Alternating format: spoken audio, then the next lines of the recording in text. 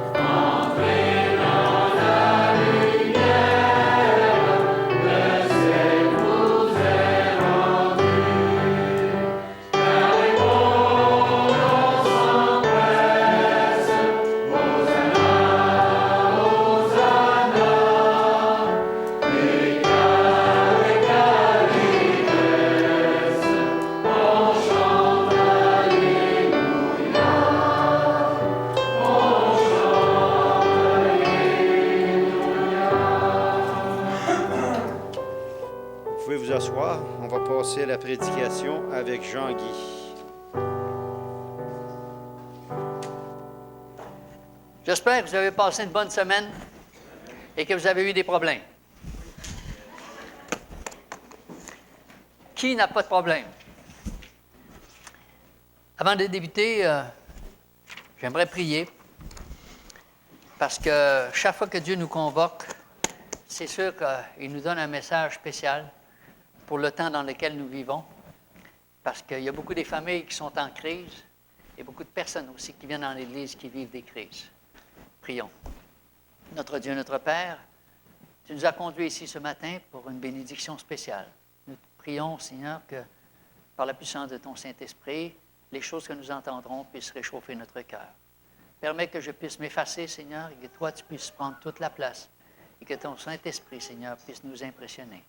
Au nom de notre Sauveur, nous t'en prions. Amen. Chacun passe par des crises. Tu mets un enfant au monde, tu le regardes, tu le trouves tellement beau, tu es tellement heureux. Et tu espères le mieux pour cet enfant-là. Tu espères qu'il sera une bénédiction pour la famille et pour son entourage. Et un jour, tu découvres que ton fils est un meurtrier. Vous connaissez l'histoire de Caïn et Abel. Le premier enfant qu'ils ont mis au monde, c'est un meurtrier. C'est une crise dans une famille de voir que tu as mis au monde un enfant qui était un meurtrier alors que tu t'attendais que ce soit pour le mieux. C'est la crise dans la famille parce que c'est une honte d'avoir un meurtrier. Tu te maries, tu es en amour, tu es tellement heureux. Mais pas longtemps après, c'est la séparation. C'est une crise. C'est un drame. Un jeune croit qu'il est en amour parce qu'il a rencontré une belle fille. Ah, c'est formidable. Une nouvelle blonde. Ça va tellement bien. Mais 6 mois après, elle le laisse. C'est la crise. Tu as un nouvel emploi dont tu rêvais avec un bon salaire et 6 mois après, c'est la faillite et c'est la crise. Tu pars en auto, tu vas visiter les parents t'attendent.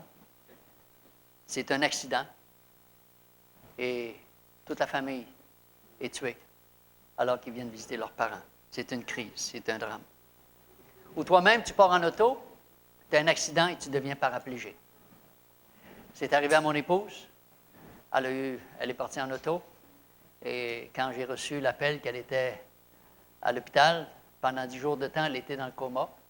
Une double fracture du bassin. Toute la vitre d'en avant lui avait rentré dans le visage. Elle avait de la vitre partout comme ça. Et puis, elle aurait pu perdre la vie.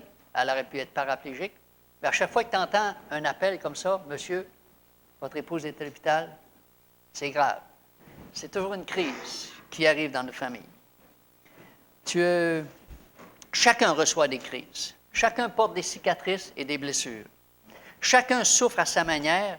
Il y a des plaies que les gens portent depuis 5 ans, 10 ans, 20 ans, 30 ans, 40 ans.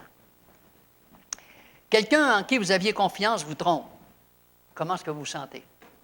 Fâché, déçu? Vers les années 1990, il y a eu la société Enron aux États-Unis. C'était des spécialistes. Ils l'ont appelé le géant de l'énergie. C'était la 7e corporation la plus importante et la plus admirée parmi toutes celles qui existaient, avec 10 000 employés. Ces actions valaient plus de 60 milliards de dollars. En 2001, ces actions ont chuté de 99 %. Tous les employés ont perdu non seulement leur emploi, mais leur fonds de retraite. Il y en a 3 ou 4 qui se sont enrichis. Et tous les gens qui parlaient de cette société-là, ils les admiraient de savoir comment c'était des spécialistes, des jeunes qui connaissaient comment faire fonctionner, et ils étaient devenus un peu ils avaient une notoriété absolument extraordinaire, et après ça, c'est la chute. À qui est-ce qu'on peut faire confiance? Les drames humains vont se succéder jusqu'à la fin parce que Dieu respecte le choix et la liberté de chacun. Est-ce que vous croyez que Dieu va empêcher une personne de boire et de conduire son auto à toute vitesse? Est-ce que Dieu va empêcher un jeune de texter au volant et d'avoir un accident? Est-ce que Dieu va empêcher quelqu'un de fumer? Est-ce que Dieu va empêcher les humains de voler, de tricher, de mentir ou même de tuer? Est-ce qu'il a empêché Caïn de tuer son frère? Dieu va-t-il empêcher les gens de commettre des erreurs et de faire des choses qui sont inimaginables? Dieu va-t-il empêcher les gens de regarder la pornographie alors qu'elle est livrée à domicile? Dieu va-t-il empêcher les djihadistes de semer la terreur et la tuerie? Dieu va-t-il empêcher les accidents d'auto, d'avion, d'autobus, de train? Va-t-il empêcher les navires de sombrer? Va-t-il empêcher les viols et la torture? Va-t-il empêcher la violence conjugale? Va-t-il empêcher les gens de polluer et de détruire notre planète? Oui, un jour. Mais pour l'instant, c'est le libre arbitre et le libre choix. Et quand les êtres humains se comportent mal, il y a toujours beaucoup de souffrance, beaucoup de pleurs et beaucoup de déception.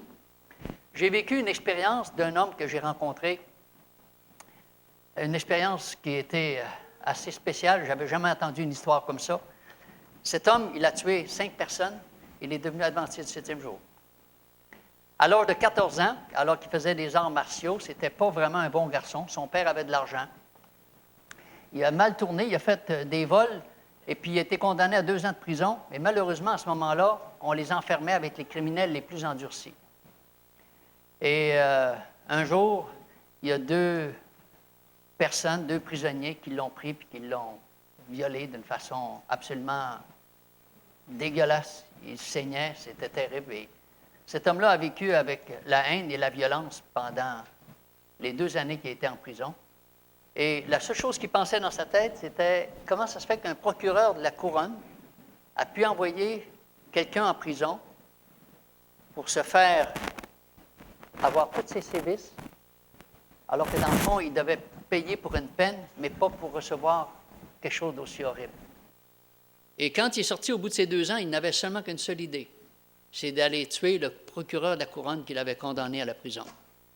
Il l'a retrouvé à Vancouver, et il est allé le tuer devant son épouse.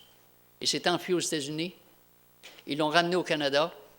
la sentence, c'était, quand il va être majeur, à 18 ans, c'est la pendaison. Quand son père a su ça, il a engagé l'avocat Daou, qui était l'avocat qui défendait toutes les causes des criminels ici au Québec. Tous les motards, tous les bandits du Québec allaient voir l'avocat Daou parce que lui, c'était celui qui gagnait toutes les causes. Un homme très intelligent. Et lui, il a dit, la seule façon que je peux sauver ton fils, c'est d'avoir une dispense de la reine. Ça va coûter cher. Son père a vendu quelques-uns de ses business qu'il avait, il a ramassé tout l'argent. Mais pendant tout ce temps-là, le temps se déroulait, puis ça n'arrivait pas, mais finalement, ses 18 ans sont venus et le jeune devait être pendu. Alors qu'ils ont mis la cagoule sur la tête pour pouvoir le pendre, l'avocat Daou a téléphoné de l'Angleterre et dit « Je viens d'avoir la dispense, mais il dit « Je ne pourrais pas être là à temps. Avise les autorités ou passe-moi quelqu'un qui est là, je vais leur dire que j'ai enfin reçu la dispense. » Et alors qu'il restait à peu près 1 minute, le jeune homme était conduit puis était prêt à être exécuté, ils ont arrêté l'exécution de la sentence. Et ce garçon a dit que pendant toute la nuit, il a pleuré, mais il s'est caché en dessous de son lit parce qu'il ne voulait pas que personne l'entende pleurer. Pour la première fois, il a été touché. Il a comme considéré, il a comme vu que la vie, c'était quelque chose de précieux. Mais c'était un garçon qui faisait beaucoup d'arts martiaux. C'était un homme qui est vraiment costaud. C'est un homme que j'ai rencontré à plusieurs reprises et j'ai eu l'occasion de faire une prédication avec lui au centre Il t'écrit il y a plusieurs années. Il est décédé maintenant. Et quand il s'est retrouvé en prison après ça, il y a 2 gardiens qui ont commencé à lui faire du mal. Mais en même temps, il a rencontré les 2 personnes qui l'avaient abusé de lui, qui l'avaient fait saigner. Et puis là, dans sa tête, il y avait juste une idée. Ils sont finis, ils sont morts. Et il y a un endroit en prison qui appelait le couloir de la mort. Et un jour, il a vu les 2 personnes qui l'avaient agressé, il les a tués tous les 2. Mais il ne pouvait plus lui donner une sentence de mort parce qu'il avait été gracié par la reine. C'est bizarre. Mais sa sentence a été prolongée pour rester en prison pendant 25 ans. Et là, il a commencé à avoir un nom pas mal fort, puis ils ont dit, ce gars-là, il faut que tu fasses attention, regarde, si quelqu'un il fait du mal. Mais il y a 2 gardiens qui ont dit, on brise le fer ici, puis nous, on va te briser. Puis on commençait à lui faire toutes sortes de problèmes. Il l'envoyait au trou, c'est-à-dire pendant 1 mois de temps, il était enfermé dans un endroit tout petit, il ne pouvait même pas se lever. Il faisait tous ses besoins en prison sur le ciment, il dormait sur le ciment. Et quand il le lavait, il arrivait avec un gros boyau d'arrosage, comme un animal qu'on arrose, puis il prenait plaisir à le voir basculer à cause de la pression. Et cet homme-là a dit, ces gens-là, ils vont mourir. Et un jour, pour faire une histoire longue, une histoire courte, il les a aperçus, et il y avait des chaînes, et avec ses 2 mains, il les a tués. Il est devenu un caïd en prison, parce que les gens disaient, ce gars-là, il a tué un procureur, il a tué 2 personnes qui l'avaient agressé, puis il a tué des gardiens de prison. Il ne faut pas toucher à ce gars-là, parce que, wow! Entre-temps, alors qu'il continuait, il faisait des études d'avocat, puis c'était un homme qui aimait beaucoup, beaucoup étudier, puis qui s'entraînait en même temps, il avait une paire de bras, il était vraiment costaud, il en faisait 3 ou 4 comme moi. Et il avait envoyé une note d'une revue, c'était pour avoir des informations. Et c'est John Wally, qui est un pasteur de l'Église adventiste, qui est maintenant décédé. C'est un vieux de la vieille, comme on dit. Et lui, il est allé le visiter en prison, puis il dit, puis Robert Beauregard, il dit, qu'est-ce que tu fais ici? Qu'est-ce que tu veux? Bien, il dit, t'as envoyé quelque chose pour une information. Il dit, c'est par rapport à la Bible. Il dit, la Bible, je veux rien savoir de la Bible, moi. Bien, il dit, sais-tu que Dieu t'aime, même si tu es en prison? Et il dit, si je serais l'autre bord, tu verrais comment est-ce que Dieu m'aime. Tu ne resterais pas en vie longtemps, toi. Et à chaque semaine, il venait le revoir. Il dit, écoute, je ne veux plus te voir la face, tu t'en vas, je ne veux plus rien savoir de toi. As-tu compris? Il dit, c'est correct. Il revient la semaine d'après, mais il dit, j'ai un cadeau à te donner avant de partir. Il dit, quoi? Il dit, une Bible. Il dit, j'en veux pas de ta Bible. Il dit, ça ne fait rien, vu que c'est la dernière fois, je te donne pareil, tu feras ce que tu voudras avec. Et cet homme-là a commencé à lire la Bible, et son cœur a été profondément touché. Il est un point tel qui a fait revenir John Warley. Ils ont eu des études bibliques. Cet homme-là s'est converti. Il a demandé une dispense spéciale pour se faire baptiser en prison. Ils ont pris 2 grosses cuves, ils ont coupé dans le milieu, ils les ont soudées pour que lui il puisse rentrer dedans. Mais après qu'ils sont baptême, ils ont eu bien de la misère à le lever parce qu'il était pris dans le cuve, parce qu'il était pas mal costaud. Et cet homme-là, parce qu'il avait une notoriété en prison, il disait aux gens, « À soir, il y a une réunion, puis on parle de la Bible. » Tout le monde venait. Mais un jour, il est arrivé sur le livre de Romains qui parlait de l'homosexualité, comme étant homme avec homme des choses infâmes. Et là, il a vu tous les visages se durcir dans la salle. Puis là, il a vu les gens qui faisaient ça. D'autres, ils disent, on dit, t'es mort, tu viens de toucher à quelque chose que tu ne dois pas toucher. Et là, il y en a qui ont dit, c'est fini pour toi, là, on va te tuer. Il dit, pas grave. Le Seigneur va me protéger. Et là, il dit, peut-être que j'ai dit quelque chose que je n'aurais pas dû dire, mais il dit, moi, je ne me suis pas rendu compte. Alors qu'il était encore dans le couloir de la mort, il voit arriver 2 individus juste au moment où il tourne, puis il y a quelqu'un qui a son poignard, puis de toutes ses forces. Et lui, il a la main comme ça, il baisse sa main, puis il faisait pas mal noir, puis il dit, mais pourquoi vous faites ça? Les autres se sont enfuis parce qu'il dit c'est un démon, il ne saigne même pas, il y a quelque chose, on lui a enfoncé ça jusqu'aux manches, puis il ne saigne même pas, il y a quelque chose qui... Il n'est pas normal, le gars. Là, ils ont crié ça à tout le monde. Ce qu'ils n'avaient pas vu, c'est qu'il avait sa Bible comme ça. Puis ils ont tout enfoncé, il est arrivé juste de l'autre bord ici, sur sa poitrine. Il y a juste eu un peu de sang. Mais cet homme-là, en prison, il est devenu un homme extraordinaire, à un point tel que tous les gens qui étaient dans la prison, les dirigeants, ont dit il y a une transformation incroyable. Il y avait un langage tellement épuré, jamais aucun mot de déplacé. On n'aurait jamais dit que cet homme-là avait fait de la prison, la façon dont il s'exprimait. J'ai été le visiter plusieurs fois, on était supposé de faire des émissions, mais malheureusement, il est décédé avant. Pour montrer qu'il peut y avoir les drames les plus terribles, mais qu'avec Dieu, il y a toujours une façon de pouvoir s'en sortir, si seulement on se tourne vers lui, car c'est seulement lui qui a la solution. La souffrance est injuste, perdre un enfant, c'est injuste, perdre son travail, c'est injuste, subir un viol, c'est injuste, tout est injuste. Alors, quand on a une crise dans notre vie, il y a quelque chose qui nous dépasse, on a besoin vraiment de quelque chose qui est plus grand que moi, plus grand que nous. On a tous besoin d'espoir, on a besoin de consolation, chacun d'entre nous. La souffrance, sans espérance, c'est quelque chose qui est insupportable. Vers qui on va se tourner? La douleur du vide ne peut être comblée que par la présence de Dieu. Lisons un texte dans la parole de Dieu. Si vous avez votre Bible, ouvrez la Bible dans le psaume 37. Le psaume 37. Le verset 5. Alors ça dit, « Recommande ton sort à l'Éternel, mets en lui ta confiance et il agira. » Recommande ton sort à qui? À l'Éternel. Mets ta confiance en qui? Alors pourquoi pas au pasteur, à Alain, à Bruno ou à Jean-Guy? Parce que moi, je suis limité, parce que le pasteur est limité, parce que Bruno est limité, parce qu'on est tous limités. Moi, j'ai des soucis, le pasteur en a aussi, sans jeu de mots. 3 choses que Dieu nous recommande. La première chose, il dit quoi? Recommande ton sort à qui? À Dieu. Parce que Dieu, il sait déjà. Hein? Première chose qu'on doit faire, recommander notre sort à Dieu. Deuxièmement, qu'est-ce qu'on doit faire?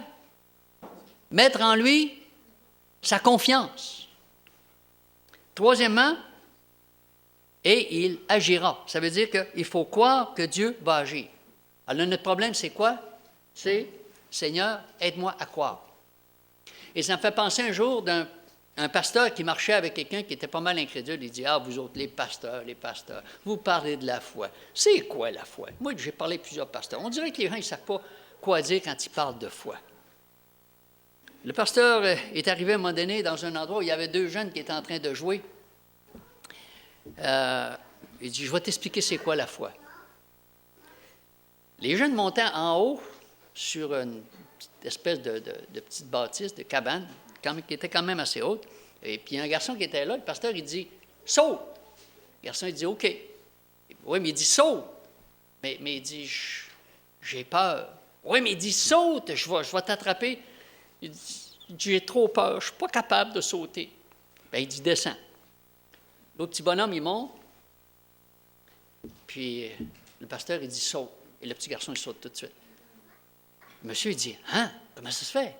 Il dit, l'autre, c'est son ami. Puis il dit, pourquoi il avait peur de même, puis l'autre, il n'a pas eu peur? C'est parce que l'autre, il dit, c'est mon fils. Il me connaît. Il sait qu'il pouvait sauter. On ne peut pas avoir confiance en Dieu tant qu'on ne le connaît pas. Tu ne peux pas avoir confiance en quelqu'un tant que tu ne le connais pas comme il faut. On est tous prêts, bien souvent, à être des bons et des chrétiens extraordinaires. Et ça me fait penser un jour du pape, alors qu'il y avait 500 000 personnes à Rome, et ils ont dit, le pape est très malade. Son cœur est très, très souffrant. Y aurait-il quelqu'un parmi vous qui voudrait donner le cœur au pape?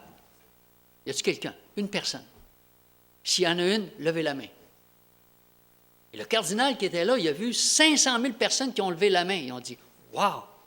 Vous êtes toutes prêtes? Donnez votre cœur pour le pape. Imaginez-vous, votre cœur qui va battre dans le cœur du pape. » Maintenant, on a un problème. 500 000 personnes, il faut qu'on trouve le moyen qui va être l'heureux élu. Ils ont dit, on va rentrer en dedans, on va prier, on va demander au Saint-Esprit qui nous donne la façon dont on va pouvoir choisir le candidat, l'heureux élu. Et 15 minutes après, la boucane sort, la boucane blanche, et puis là, le cardinal vient et dit, on a trouvé le moyen. Ils ont dit, regardez, on a une plume ici. Il y a un léger vent, la plume va tournoyer, le Saint-Esprit va la diriger, et la tête sur laquelle la plume va tomber, ça va être lui, l'heureux élu, qui va donner son cœur au pape. Êtes-vous d'accord? Oui, tout le monde criait. Et alors que la plume descendait, toutes les têtes se sont levées. Et quand la plume arrivait tout près d'une personne, la personne était là.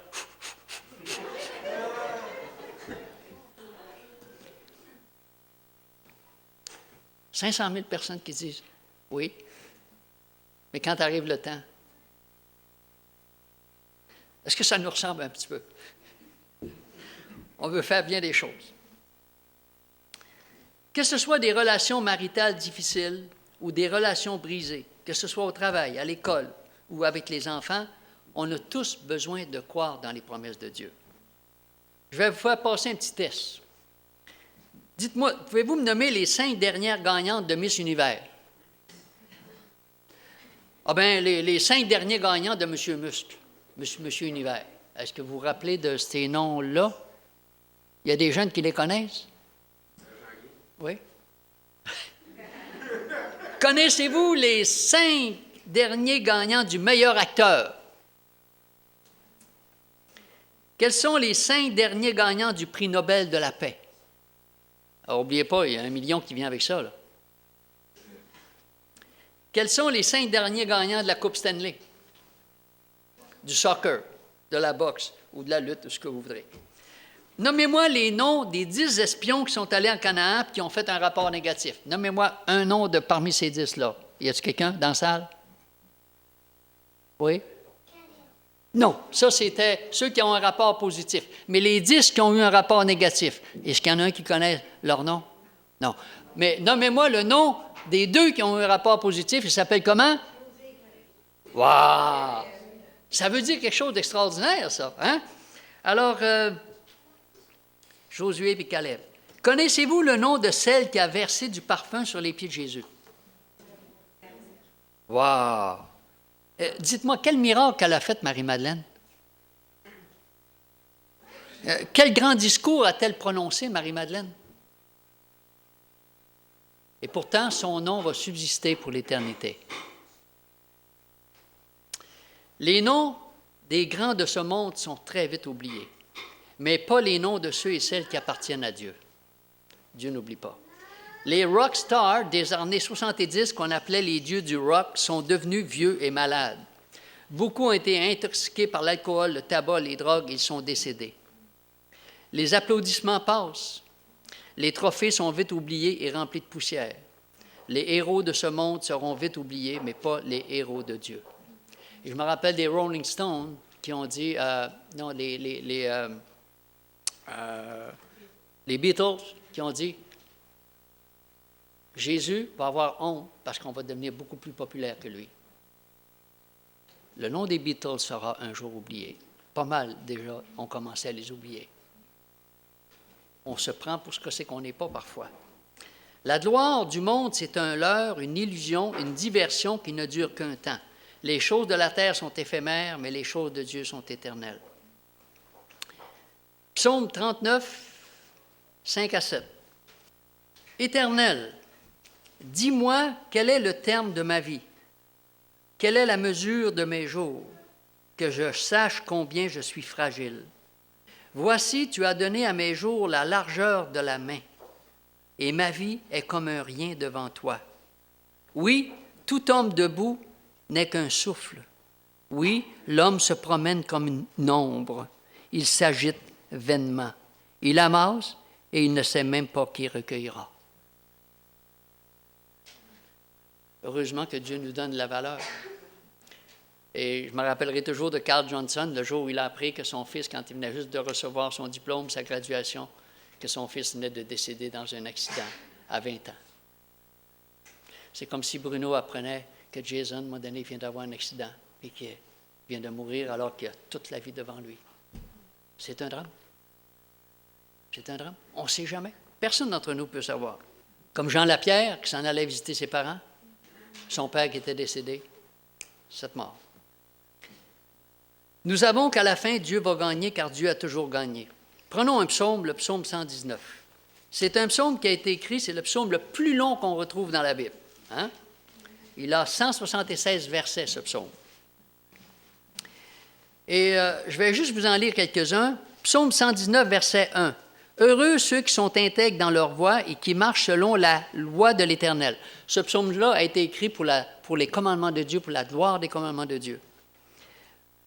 Verset 2. « Heureux ceux qui gardent ses préceptes, qui le cherchent de tout leur cœur. » Verset 10. « Je te cherche de tout mon cœur. Ne me laisse pas égarer loin de tes commandements. » Verset 18. « Ouvre mes yeux pour que je contemple les merveilles de ta loi. » Verset 21. « Tu menaces les orgueilleux, ces maudits, ceux qui s'égarent loin de tes commandements. » Verset 34. « Donne-moi de l'intelligence pour que je garde ta loi et que je l'observe de tout mon cœur. » Verset 47. « Je fais mes délices de tes commandements, je les aime. » Verset 57. « Ma part, ô Éternel, je le dis, c'est de garder tes paroles. » Verset 66. « Enseigne-moi le bon sens et l'intelligence, car je crois à tes commandements. » Verset 70. « Leur cœur est insensible comme la graisse, mais je fais mes délices de ta loi. » Verset 97. « Combien j'aime ta loi, elle est tout le jour l'objet de ma méditation. » Verset 126. « Il est temps que l'Éternel agisse, car il transgresse ta loi. C'est pourquoi j'aime tes commandements, plus que l'or fin. » Verset 151, 152. « Tu es proche, ô Éternel, et tous tes commandements sont la vérité. Dès longtemps, je sais par tes préceptes que tu les as établis pour toujours. » Dites-moi, est-ce que tous les chrétiens ont la même Bible? On est supposé d'avoir tous la même Bible. Qu'on soit chrétien, peu importe. La Bible nous dit que la loi, elle est éternelle, elle est parfaite. Expliquez-moi comment il se fait que des pasteurs sont capables d'enseigner à leurs membres qu'il y a un défaut dans la loi de Dieu et que Dieu s'est trompé quand il a donné sa loi. Comment des pasteurs peuvent-ils avoir une telle influence sur leurs fidèles, alors qu'on a la même Bible, pour dire que la loi, elle était abolie, ou la loi n'est plus nécessaire, ou qu'on peut changer la loi, ou quand Dieu l'a fait, Dieu s'est trompé quelque part? Il y a quelque chose qui ne marche pas. Ou bien Dieu s'est trompé quand il a béni le 7e jour après la création, il a fait une erreur quelque part. Il n'aurait pas dû dire ça, que Dieu a béni le 7e jour, que Dieu l'a sanctifié, qu'il l'a mis à part. Et que maintenant, on peut le remplacer par le dimanche. Est-ce que le psaume 119 est inspiré ou si on peut l'enlever? Il est inspiré. Est-ce que c'est possible d'observer toute la loi, mais d'en mettre un de côté et dire celle-là, c'est pas bon? Ça ne peut pas fonctionner non plus. C'est un tout. Et Jésus a dit à plusieurs reprises, si vous m'aimez, gardez mes commandements. Le sabbat ou la dîme ou la Sainte Seine, ou observer la loi, ça ne nous sauve pas. Mais c'est l'expression de notre amour pour Dieu, par exemple. Comment le psalmiste appelle-t-il ceux qui transgressent la loi de Dieu? Psaume 119, 24, on l'a lu. Ce sont des orgueilleux qui s'opposent à la loi de Dieu. Se pourrait-il que beaucoup de pasteurs soient des orgueilleux alors qu'ils proclament la parole de Dieu? Les pharisiens estimaient que les 4 premiers commandements qui prescrivent le devoir de l'homme envers Dieu étaient beaucoup plus importants que les 6 autres qui définissaient le devoir de l'homme envers son prochain. Aujourd'hui, c'est exactement le contraire. On dit que c'est les 6 derniers qui sont importants et les 4 premiers, ce n'est pas plus important que ça. Ésaïe 58, 13, 14 nous dit quelque chose qui nous rappelle que le sabbat subsistera pour l'éternité. Ésaïe, chapitre 58, verset 13. « Si tu retiens ton pied pendant le sabbat pour ne pas faire ta volonté en mon saint jour, si tu fais du sabbat tes délices. » Quelque chose de délicieux, là, wow! Quand vous mangez de la crème glacée, hein, on ne perd rien, hein? On va juste chercher d'un coin pour être sûr qu'on ne perdra pas la moindre petite chose. C'est un délice. Si tu fais du sabbat tes délices pour sanctifier l'Éternel en le glorifiant, et si tu l'honores en ne suivant point tes voies, en ne te livrant pas à tes penchants et à de vains discours, alors tu mettras ton plaisir en l'Éternel et je te ferai monter sur les hauteurs du pays. Wow! Promesse de Dieu. La Bible ne change pas. Une personne qui méprise ouvertement un seul commandement de Dieu ne pourra jamais franchir les portes de la cité céleste s'il ne se convertit pas. La loi de Dieu, elle est parfaite. Est-ce qu'on peut abolir quelque chose de parfait? Non. Et je me rappelle un jour à la télévision, j'étais arrivé avec mon habit, j'avais pris des gros crayons de toutes sortes de couleurs, j'avais mis du jaune, du rouge, du vert, du violet. Puis quand je suis arrivé, José Élisée dit « Guy, es-tu malade?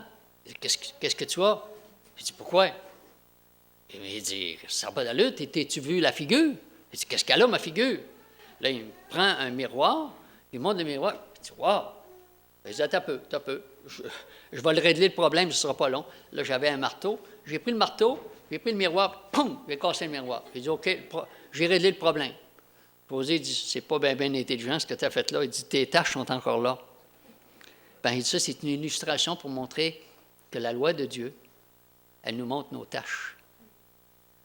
Ce n'est pas la loi qui les enlève, c'est Jésus-Christ. Mais si on casse le miroir, qu'est-ce qu'on voit? On ne voit plus rien. Et les tâches sont toujours là. Et comment est-ce qu'on peut dire que les commandements de Dieu n'existent plus? Tu peux casser le miroir si tu veux, mais tu n'auras rien réglé. Tous ceux qui prétendent changer les commandements de Dieu ou les abolir donnent raison à Satan, qui prétend que la loi elle est injuste et qu'il est impossible d'y obéir. Satan fut le premier à se révolter contre la loi de Dieu. Les pharisiens qui croyaient être les gens les plus religieux de la terre, qu'est-ce qu'ils ont fait? Ils ont conspiré pour mettre Jésus à mort. Et nous savons tous maintenant que le débat sur la loi du dimanche progresse à grands pas et que l'enjeu suprême se fera entre ceux qui se disent enfants de Dieu, mais qui suivront une tradition humaine qu'on appelle le dimanche, mais qui n'a jamais été écrite selon la loi de Dieu. Une tradition qui leur sera imposée par une loi nationale. Dans l'autre camp, il va y avoir ceux qui obéissent aux commandements de Dieu par amour et fidélité, parce que Dieu les a inscrits dans leur cœur. Et bien sûr, le 4e commandement qui définit le vrai sabbat, celui qui remonte à la création et non pas le commandement qui remonte à la résurrection. Jésus a dit ceci dans Matthieu 24, 20, 22. Matthieu 24, c'est quelque chose pour la fin des temps. Matthieu 24, 20, 22. Et Jésus dit, « Priez pour que votre fuite n'arrive pas en hiver ni un jour de sabbat. » Priez pourquoi? Que notre fuite n'arrive pas en hiver. Et c'est arrivé combien de temps après? Jésus avait dit de prier pour ça. Jésus a-tu dit, « Non, non, sabbat, vous ne vous occupez plus de ça. Maintenant que je suis ressuscité, là, il n'y a plus de problème avec ça. » Non, Jésus dit, « Priez pour que votre fuite n'arrive pas en hiver ni un jour de sabbat. Car alors la détresse sera si grande qu'il n'y en a point eu de pareil depuis le commencement du monde jusqu'à présent et qu'il n'y en aura jamais. Et si ces jours n'étaient abrégés, personne ne serait sauvé, mais à cause des élus, ces jours seront abrégés. » Alors imaginez-vous, Jésus nous rappelle qu'à la fin des temps, ça sera exactement ce qui va se passer, parce que les gens vont savoir où nous trouver, parce que le sabbat, on se retrouve tous à l'Église. On va être facile à pouvoir attraper. Tout va se jouer là-dessus. Jésus n'a pas dit que le sabbat n'était plus valide. Jacques, chapitre 2, le verset 10. Ça, à chaque fois que j'ai eu le malheur de citer ce passage-là avec d'autres chrétiens, ils m'haïssaient tellement qu'ils ne voulaient plus me voir la face. Et la seule chose qu'ils me disaient, vous autres, les adventistes, vous êtes des légalistes et des fanatiques. Et regardez le verset que je leur citais. Pourtant, c'est marqué dans la Bible aussi. C'est Jacques, chapitre 2, le verset 10. Jacques, chapitre 2, le verset 10, qui dit ceci. « Car quiconque c'est qui? C'est n'importe qui, hein? Observe toute la loi, mais pêche contre un seul commandement, devient coupable de tous. » Ce qu'on le déteste, ce passage-là, on ne veut jamais le lire. Si vous voulez vous faire haïr, lisez ça à un autre chrétien qui n'est pas de notre dénomination, vous allez voir, il va vous traiter de fanatique. Quiconque observe toute la loi, mais pêche contre un seul, devient coupable de tous. C'est une citation des Écritures que beaucoup de chrétiens n'aiment pas entendre. Quand les péchés de la Babylone religieuse auront-ils atteint jusqu'au ciel? Dieu a une patience et Dieu a une limite. Et Dieu nous dit que la limite, c'est quelque chose qui est écrit aussi dans la parole de Dieu. Lorsque la loi de Dieu aura été annulée par des lois humaines, c'est alors que Dieu dit, c'est terminé. Et ça, on retrouve ça dans Psaume 119, toujours, le verset 126. Psaume 119, verset 126. « Il est temps que l'Éternel agisse et il transgresse ta loi. » Il est temps que l'Éternel se lève parce que maintenant, le monde entier a décidé de s'opposer à la loi de Dieu. Et à ce moment-là, Dieu va se lever et ça sera terminé. Il est temps que tu agisses, Seigneur. La tempête s'en vient. Et quand on pense aux États-Unis qui ont été fondés sur la liberté religieuse, quand vous rentrez à New York, qu'est-ce que vous voyez? La statue de la liberté. Hein? La Constitution même des États-Unis sera foulée aux pieds, de même que la loi de Dieu. On jettera aux pieds cette Constitution qu'on aura toujours considérée comme étant quelque chose de sacré, et on fera la même chose aussi avec le commandement de Dieu. Bientôt, on va voir les vrais champions, les vrais héros de Dieu, parce qu'on va faire face à la haine générale, à tous ceux qui, en faisant périr les vrais observateurs de la loi, penseront rendre un culte agréable à Dieu. Dans Jean qu'on a lu. Et on sait que l'histoire se répète tout le temps. Dieu nous dit qu'il ne nous oubliera pas dans les épreuves. La crise finale approche, mais elle va surpasser toutes les autres crises qu'on a vécues depuis ce temps-là. Êtes-vous prêts pour la crise? Est-ce que je suis prêt? Est-ce que nous sommes prêts? Dans les dernières phases du grand conflit avec Satan, ceux qui resteront fidèles à Dieu seront privés de tout soutien terrestre parce qu'ils auront refusé de violer sa loi alors que le pouvoir civil l'exigera. On va nous interdire d'acheter et de vendre. On finira par décréter que tous ces gens soient mis à mort. Mais voici la promesse que Dieu a faite pour ceux qui resteront fidèles à Dieu.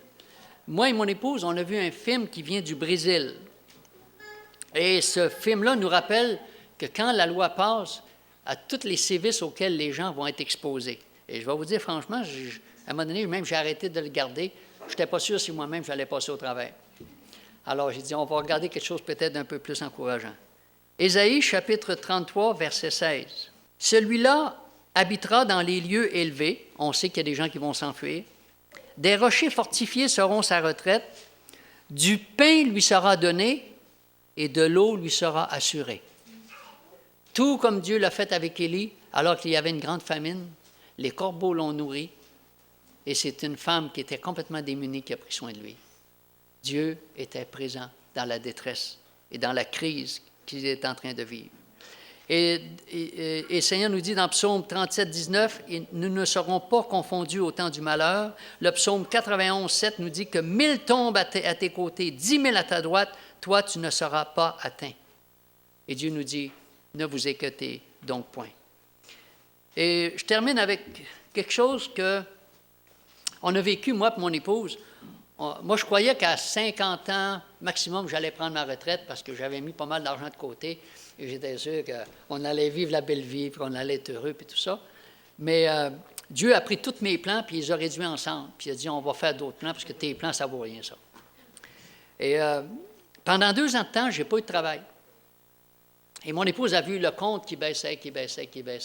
Et elle était vraiment inquiète. Elle n'était pas contente après moi. Même, elle me disait que j'étais paresseux puis que je ne me donnais pas la peine de faire quelque chose. Et moi, je ne comprenais pas trop, mais mon épouse vraiment s'inquiétait, très inquiète. Parce que la femme, elle a besoin de sécurité aussi. Et puis tout le temps, quand il nous restait, bon, je ne sais pas, moi, 30 000, c'était correct, 20 000, c'était pas trop pire, 10 000, c'était pas trop pire. On est arrivé à 5 000, tu dis, là, qu'est-ce qui va nous arriver? Et finalement, ça a descendu à 0. Et l'Église de Saint-Hubert a su qu'on n'avait plus d'argent pour payer notre maison. Alors, les gens de l'Église nous ont envoyé un chèque pour payer l'hypothèque de notre maison. Et moi, j'ai pris le chèque, je l'ai retourné. Et mon épouse, à ce moment-là, c'est drôle, mais elle ne faisait plus de crise. Elle ne pleurait plus. Puis elle chantait. C'est drôle, je ne reconnais pas mon épouse, comment ça se fait? Elle pleurait avant quand on avait de l'argent à banque, puis elle s'inquiétait. Puis là qu'on n'en a plus, elle chante, puis elle a l'air toute contente, comme si rien ne se passait. Mais on avait 2 gros jardins, fait qu'on ne manquait pas de rien. Mais il y a quelqu'un d'autre qui nous a envoyé un montant d'argent, mais lui, il n'a rien marqué, on ne savait même pas de qui ça venait. Et je peux vous dire que c'est à partir de ce moment-là que j'ai commencé pour devenir représentant évangélique. On n'a jamais pu manquer de rien. Mais la leçon que j'ai retirée de ça, c'est celle-ci. Nous aurons le courage et la force des martyrs d'autrefois que lorsque nous serons dans leur situation. On ne peut pas avoir la force avant que la chose arrive. Le don de martyr, c'est donné seulement qu'une fois, ça. Parce qu'après ça, tu meurs. Alors, c'est sûr que Dieu ne peut pas te le donner avant. Il va te le donner juste au moment où ça arrive. C'est pas normal que quelqu'un qui est enduit de goudron, puis on lui a coupé la langue, puis le sang, il sort de la bouche, puis ça coule, puis il se met à chanter. Néron, il se bouchait les oreilles, il disait « sont fous ». C'est pas normal qu'une personne agisse comme ça. Alors, ça dit ici, une grâce spéciale nous sera donnée. Une crise rend l'intervention de Dieu plus évidente. C'est Dieu qui doit faire la différence. Ce sera un bref temps de trouble, et ce temps de trouble se fera juste avant que les plaies ne tombent. Ce n'est pas après les plaies, c'est avant les plaies que Dieu va nous donner ça. Même les prisons seront illuminées par la présence des anges. Bientôt, Jésus changera le mal en bien. La terre sera débarrassée de toute souffrance, de toute injustice, de toute crise et de tout mal. La Bible commence dans le Jardin d'Éden et elle se termine dans le Jardin d'Éden. Avant, il y avait Ben Laden dans le milieu, mais il n'existe plus. Alors, un autre héros qui vient de disparaître. Et toute l'Église, à la fin des temps, dans l'Apocalypse 22, au verset 17, voici ce que l'Église de Dieu dit à la fin des temps, à partir du chapitre 22, à partir du verset 17. Et l'Esprit et l'Épouse, c'est l'Église, disent « Viens, Seigneur ». Que celui qui entend dise « Viens ». Et que celui qui a soif, que celui qui vienne prenne de l'eau de la vie gratuitement. Je le déclare à quiconque entend les paroles de la prophétie de ces livres. Si quelqu'un y ajoute quelque chose, Dieu le frappera des fléaux décrits dans le livre. Si quelqu'un retranche quelque chose des paroles du livre de cette prophétie, y incluant les commandements de Dieu, Dieu retranchera sa part de l'arbre de la vie et de la ville sainte décrits dans ce livre. Celui qui atteste ces choses dit, « Oui, je viens bientôt. » Et toute l'Église répond, « Amen. Viens, Seigneur Jésus, et que la grâce du Seigneur Jésus soit avec nous tous. » Que le Seigneur bénisse. Si vous voulez vous lever, on va chanter le chant « Sur toi, je me repose ». On va chanter la strophe numéro 5.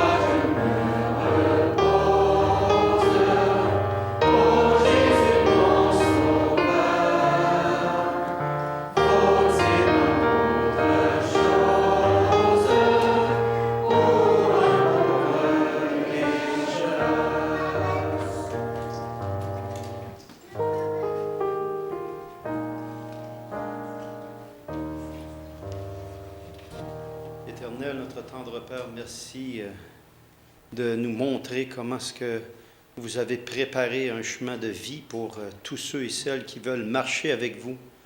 Vous n'avez jamais forcé personne à marcher avec vous, mais vous avez démontré à travers tous les âges comment votre amour accompagnait ceux et celles qui voulaient vivre dans la foi avec vous.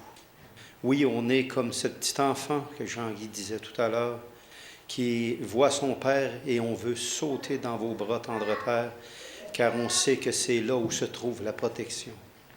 Oui, Éternel, on vous demande d'être avec tous ces frères, ces sœurs, tous ceux qui veulent vivre avec vous. Je vous demande de les garder tout au long de la semaine et de déposer vos bénédictions, car vous avez plein de bénédictions de préparer pour chacun d'entre nous. Et le pourquoi, des fois, qu'on ne les reçoit pas, c'est qu'on ne vous les demande pas. Donc, c'est dans le merveilleux nom de Jésus-Christ et par son sang versé à la croix que je vous ai prié.